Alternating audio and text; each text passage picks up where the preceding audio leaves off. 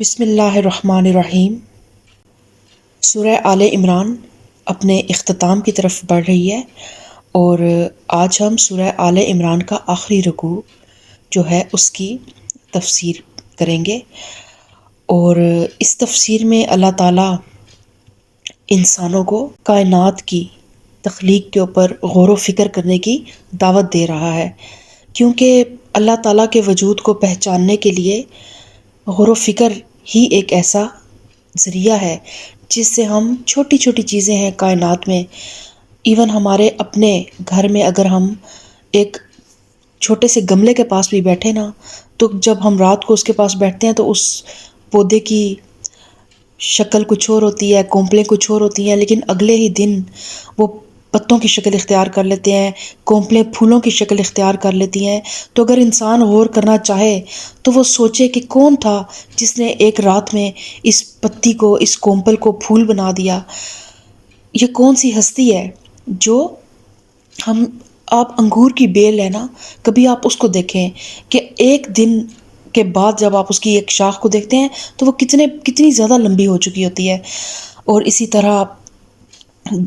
سفر کرتے ہوئے بھی اگر آپ باہر آسمان کی طرف غور کریں، آسمان کی بناوٹ کو دیکھیں کہ اللہ تعالیٰ نے کتنی عظیم الشان ایک چھت ہم انسانوں کے اوپر بنائی ہے، اور اس کے نیچے کوئی ستون نہیں ہے، کوئی ایسی ٹیک نہیں ہے کہ جس کی وجہ سے وہ ہمارے اوپر اس طرح معلق ہو کے کھڑا ہوا ہے۔ اور اسی طرح زمین جو ہے، اگر آپ زمین کی بناوٹ پہ غور کریں، کبھی پہاڑی علاقوں میں جانے کا اتفاق ہو تو ان پہاڑوں کی بناوٹ، ان پہاڑوں کی طرف جب آپ دیکھیں تو اللہ تعالیٰ کی ہیبت، اللہ تعالیٰ کی عظمت اور اللہ تعالیٰ کے جلال کا اندازہ ہوتا ہے۔ تو اللہ تعالیٰ فرماتا ہے بسم اللہ الرحمن الرحیم، اِنَّ فِي خَلْقِ السَّمَاوَاتِ وَالْأَرْضِ وَاخْتِلَافِ اللَّيْلِ وَالنَّهَارِ لَآیَاتٍ لِأُولِي الْأَلْبَابِ۔ زمین اور آسمان کی پیدائش میں اور رات اور دن کے باری باری سے آنے میں ان ہوش مند لوگوں کے لیے بہت سی نشانیاں ہیں۔ کن ہوش مند لوگوں کے لیے؟ یعنی کہ نشانیاں تو ہر شخص کے لیے ہیں، ہر انسان جو ان کے اوپر سے گزرتا ہے اس کے لیے وہ نشانیاں موجود ہیں، لیکن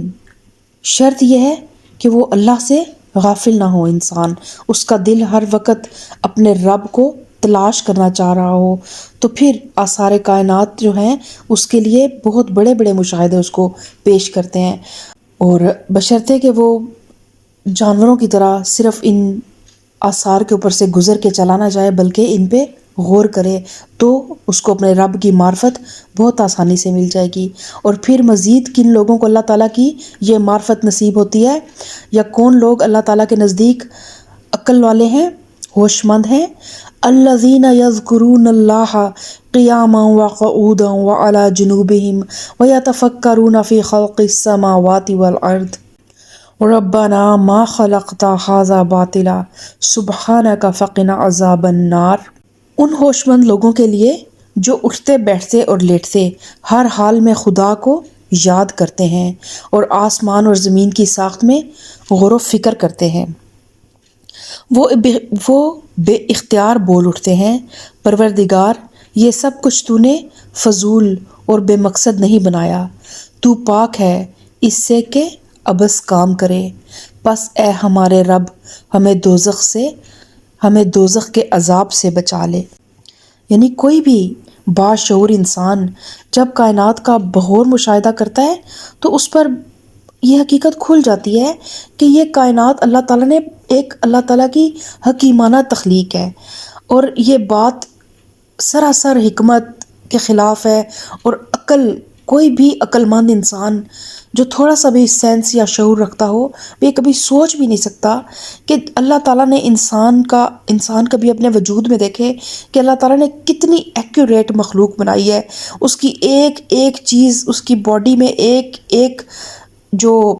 اس کی باڈی میں جو خون دوڑ رہا ہے، اس کی باڈی میں جو آکسیجن چل رہی ہے، اس کی باڈی میں جتنے بھی ہارمونز ہیں، جتنے بھی اس کی باڈی میں سبسٹینس ہیں، ان سب کی اللہ تعالیٰ نے کتنی ایکوریٹ ایک مقدار رکھی ہے۔ ہلکا سا بھی ریشو اوپر سے نیچے ہو جائے تو پوری باڈی جو ہے وہ ڈسٹرب ہو جاتی ہے۔ تو جس رب نے اتنی زیادہ محنت کی ہے ایک انسان کو بنانے پر، اور پھر اللہ تعالیٰ نے اس انسان کے اندر ایک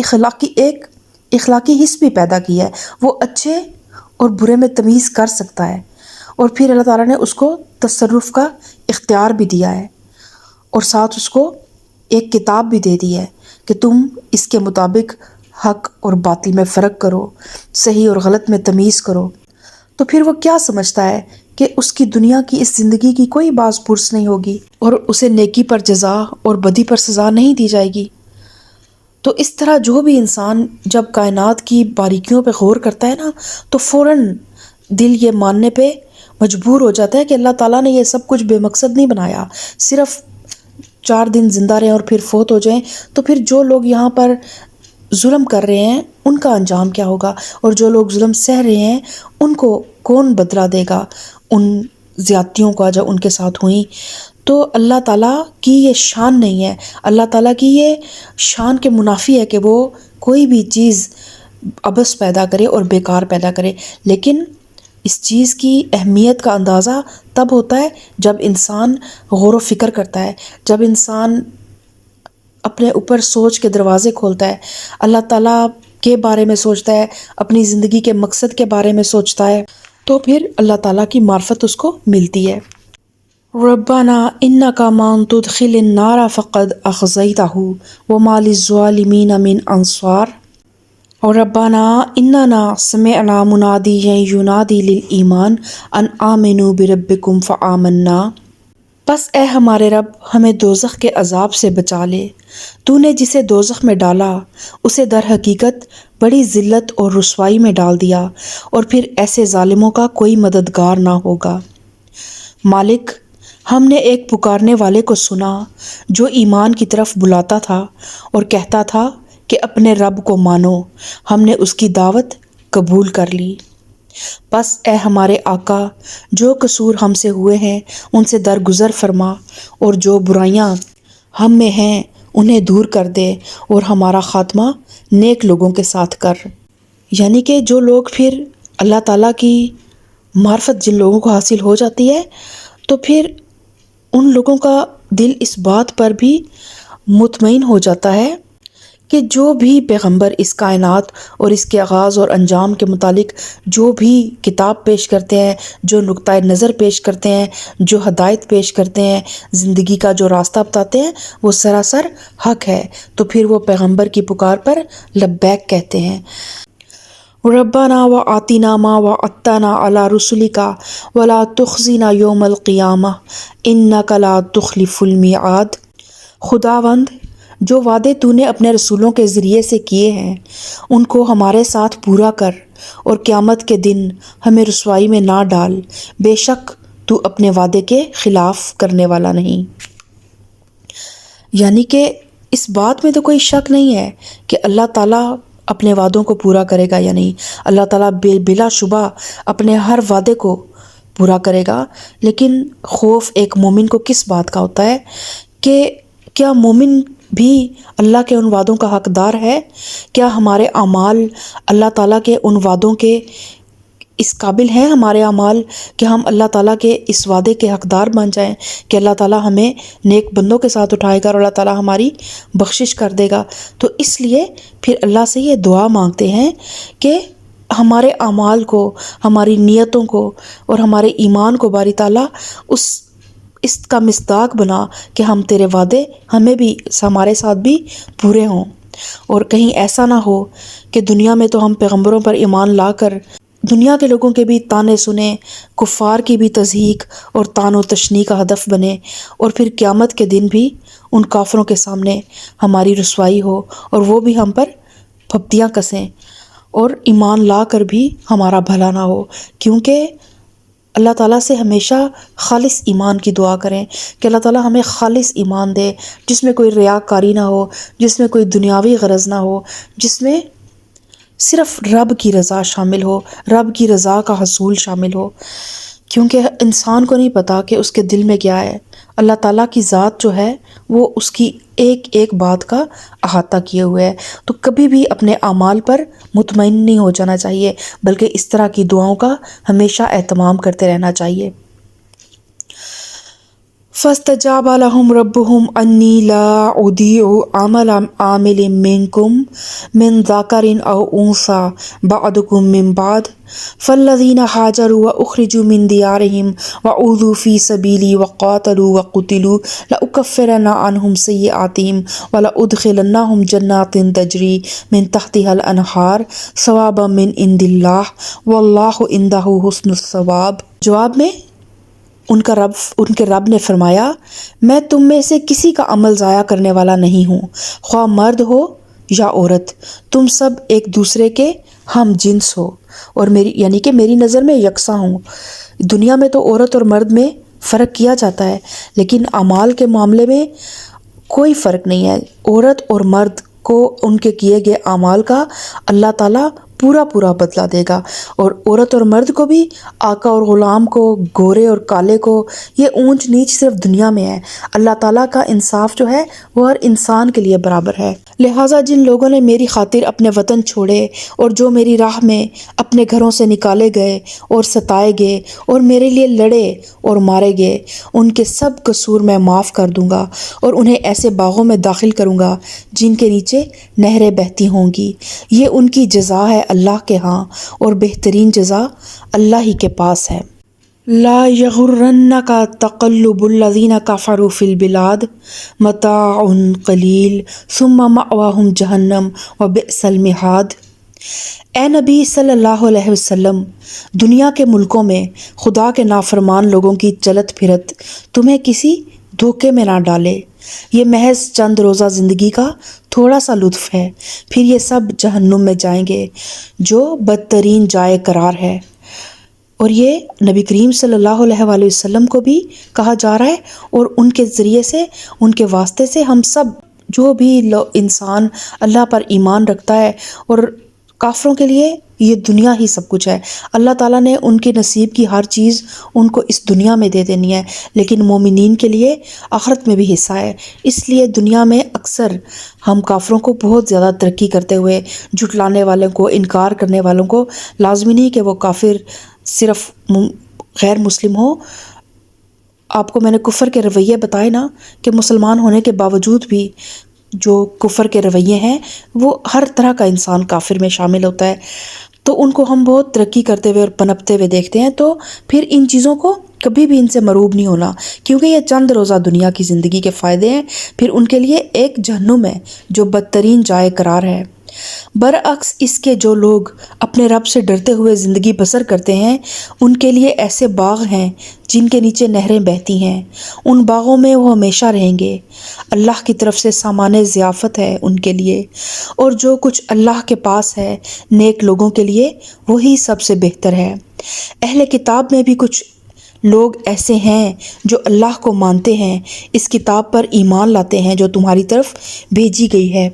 اور اس کتاب پر بھی ایمان رکھتے ہیں جو اس سے پہلے خود ان کی طرف بھیجی گئی تھی۔ خاشعین للہ لا یشترون بآیات اللہ ثمنا قلیلا اولئک لہم اجرہم عند ربہم ان اللہ سریع الحساب۔ وہ اللہ کے آگے جھکے ہوئے ہیں اور اللہ کی آیات کو تھوڑی سی قیمت پر بیچ نہیں دیتے، ان کا اجر ان کے رب کے پاس ہے، اور اللہ حساب چکانے میں دیر نہیں لگاتا۔ یعنی اللہ کا یہ وعدہ مسلمانوں میں بھی ان لوگوں کے لیے ہے جو اللہ کی آیات کو بیچتے نہیں ہیں، جو اللہ کے آگے جھکے ہوئے ہیں، اور اہل کتاب میں سے بھی جو لوگ بھی اللہ سے ڈرتے ہیں اور جو اللہ نے کتابیں ان پر بھیجی، ان کی صحیح تعلیمات پر جو عمل کرتے ہیں، اللہ تعالیٰ کی جنت کا اور آخرت کا وعدہ ان کے لیے بھی ہے۔ اللہ تعالیٰ کی ذات کی یہ شان نہیں ہے کہ وہ کوئی ناانصافی کرے۔ یا ایھا الذین آمنوا اصبروا وصابروا ورابطوا واتقوا اللہ لعلکم تفلحون۔ اے لوگو جو ایمان لائے ہو، صبر سے کام لو، باطل پرستوں کے مقابلے میں پامردی دکھاؤ، حق کی خدمت کے لیے کمر بستہ رہو اور اللہ سے ڈرتے رہو، امید ہے کہ فلاح پاؤ گے۔ تو یہاں پہ جو لفظ استعمال ہوا ہے صابرو، اس کے دو معنی ہیں۔ ایک یہ کہ کفار اپنے کفر پر جو مضبوطی دکھا رہے ہیں اور اس کو سر بلند رکھنے کے لیے جو زحمتیں اٹھا رہے ہیں، دراصل پیچھے سورہ آل عمران کا بیشتر حصہ ہم نے غزوہ احد کے واقعات پڑھے، تو انہی کے اب اللہ تعالیٰ اینڈ میں سمرائز کر رہا ہے اور ان کو مسلمانوں کو دوبارہ ہمت اور طاقت اور پامردی کی طرف بلا رہا ہے کہ اگر وہ کافر ہو کر اپنے کفر کو سر بلند رکھنے کے لیے اتنی زحمتیں اٹھا رہے ہیں تو تمہیں تو ان کے مقابلے میں ان سے بڑھ چڑھ کر پامردی دکھانی چاہیے۔ صابرو و رابطو، رابطو کا مطلب یہ ہے کہ آپس میں اہل ایمان کو ایک دوسرے کے ساتھ باہم رابطے میں رہنا چاہیے اور ایک دوسرے کے ساتھ ایک تعلق بنا کے رکھنا چاہیے، تبھی انسان جو ہے وہ آگے بڑھ سکتا ہے اور ایک کسی بھی مشکل سے مشکل مہم کو سر کر سکتا ہے۔ اور سورہ آل عمران کے آخری رکوع کی فضیلت بھی ہے۔ نبی کریم صلی اللہ علیہ وآلہ وسلم جب تہجد کی نماز کے لیے اٹھا کرتے تھے تو اٹھتے ہی آپ صلی اللہ علیہ وسلم سورہ آل عمران کا آخری رکوع تلاوت فرمایا کرتے تھے۔ اور ایک روایت یہ بھی ہے کہ بعض غیر مسلم نبی کریم صلی اللہ علیہ وسلم کے پاس آئے اور کہا کہ موسیٰ علیہ السلام عصا اور ید بیضا لے کر آئے، اور عیسیٰ اندھوں کو بینا اور کوڑیوں کو اچھا کرتے تھے، اور دوسرے پیغمبر بھی کچھ نہ کچھ معجزے لائے تھے، آپ فرمائیں کہ آپ کیا لے کر آئے ہیں؟ تو اس پر آپ صلی اللہ علیہ وآلہ وسلم نے اس رکوع کے آغاز سے لے کر یہاں تک کی آیات تلاوت فرمائی اور ان سے کہا کہ میں تو یہ لایا ہوں۔ یعنی کہ ویسے تو یہ قرآن ہی ایک معجزہ ہے، لیکن اللہ کہ نبی کریم صلی اللہ علیہ وآلہ وسلم نے اس رکوع کو بھی ایک معجزہ قرار دیا، کیونکہ اس رکوع کی پہلی آیت ہے نا کہ اللہ تعالیٰ کو تک پہنچنے کے لیے کائنات پہ غور و فکر کرو، تو جو شخص اس پہلی آیت پہ عمل کر لے تو وہ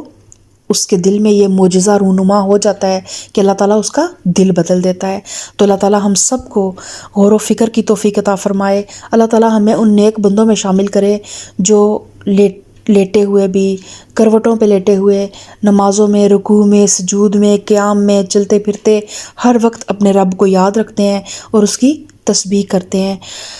اور اللہ تعالیٰ اس آخری رکوع میں جتنی دعائیں ہیں ان تمام دعاؤں کو ہمارے حق میں قبول فرمائے، آمین۔ اللہ تعالیٰ ہمیں صراط مستقیم پہ چلنے کی توفیق عطا فرمائے۔